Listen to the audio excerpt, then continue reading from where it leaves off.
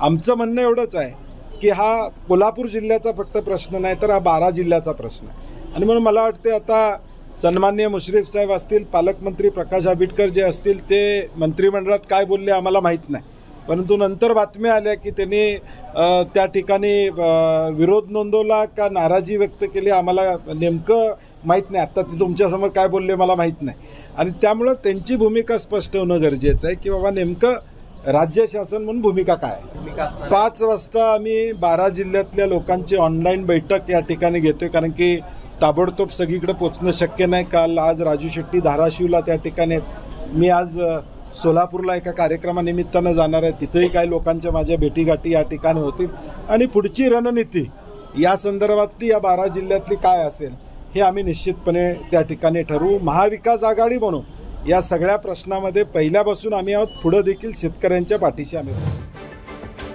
पालकमंत्री प्रकाश आंबेडकर आणि हसन मुश्रीफांनी सरकारची भूमिका मांडत सतेज पाटलांचा वार परतावून लावण्याचा प्रयत्न केला। आता विरोधक हे विरोधाचं काम करणार, त्यांची ते कामच आहे, परंतु माझं मत आहे की शेतकऱ्यांना विश्वासात घेतल्याशिवाय मुख्यमंत्री आपला शब्द पाळतील आणि ते म्हणाले होते आम्हाला शक्तीपीठ करता रस्ता करायचा आहे, म्हणून आमच्यावर आम्ही कोणावर लादणार नाही।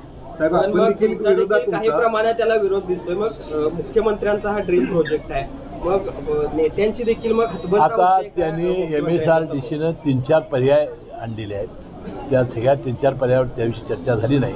आम्हाला लोकप्रतिनिधींना ज्यावेळेला बोलवतील, शेतकऱ्यांना ज्यावेळी विश्वासात येतील त्यावेळी 3-4 पर्याय ते सांगतील आणि जिथे जिथे विरोध असेल ती लाईन कशी बदलता येईल, जिथं विरोध कमी कसा होईल असा प्रयत्न सरकार करणार आहे।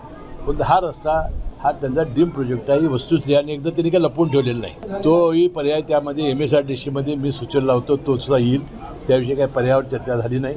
आमचं म्हणणं की सांगलीपासून कोल्हापूरच्या हायवेला तर येणार आहे, हायवेपासून आपल्याला महालक्ष्मी मंदिर आणि बाळूमामा 2 मंदिराकडे जायचं आहे, तर मला वाटते त्यानंतर आपल्याला पात्रा देवीला जायचं आहे।